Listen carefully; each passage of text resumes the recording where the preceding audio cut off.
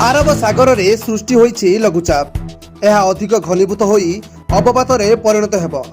लघुचाप सृष्टि होगा परे एबेठारु 36 घंटा मध्य रे अवपात रे परिणत हेबा नै सूचना देइछि भारतीय पाणीपाग विभाग।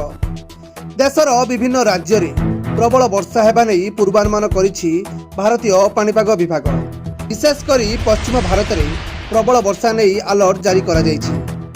सेहिपरि बंगोपसागर रे आगामी दिन रे एक लघुचाप क्षेत्र सृष्टि हेबार संभावना रही।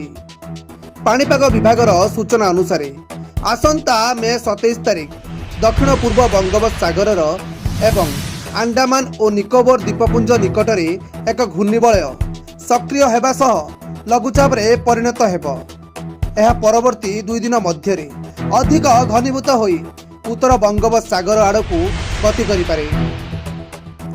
पाणीपाग विभाग अनुसार यही लघुचाप परे अवपात रे परिणत हेबार संभावना रही।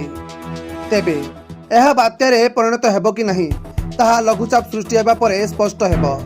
एहार प्रभाव रे तमिलनाडु, श्रीलंका एवं आंध्र प्रदेश उपकूल रे प्रबल वर्षा हेबार संभावना रही।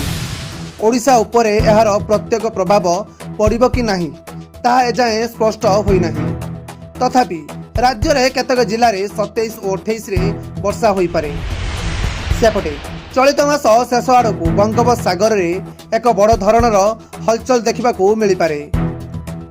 मे 29 तारिख रे सामुद्रिक झड़ बा बात्यार संभावना थिबा किछि अंतर्जातीय पाणीपाग मॉडल आकलन करुछंती। मौसुमी आसीबा समय रे लघुचाप सृष्टि हेबा एक स्वाभाविक प्रक्रिया। तेबे यह आगकू केते शक्तिशाली हेबो किंबा घनीभूत हेबो ता आकलन करिबा सहज नुह। ब्यूरो रिपोर्ट दशभुजा एमिति नुआ नुआ न्यूज अपडेट पई आम चैनल को सब्सक्राइब करंतु। हाँ, लाइक शेयर करिया पई जमा भी भूली बेरी। नमस्कार।